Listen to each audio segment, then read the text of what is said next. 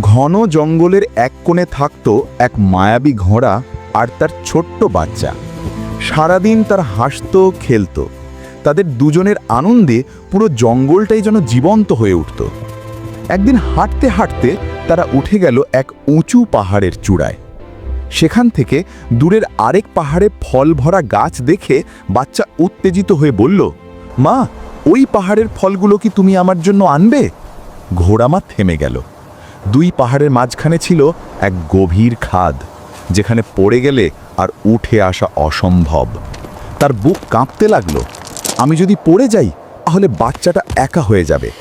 কিন্তু সন্তানের আশা ভরা চোখ মায়ের সব ভয়কে হার মানিয়ে দিল। সে গভীর খাদটার দিকে তাকিয়ে একটা বড় নিঃশ্বাস নিল। তারপর নিজের জীবন বাজি রেখে মা ঘোড়া লাফ দিল। অদ্ভুত শক্তিতে সে নিরাপদে ওপারে পৌঁছল। সেখান থেকে যত ফল পাওয়া যায় সব সংগ্রহ করে ফিরে এলো। বাচ্চাটি দৌড়ে মায়ের গলা জড়িয়ে ধরল।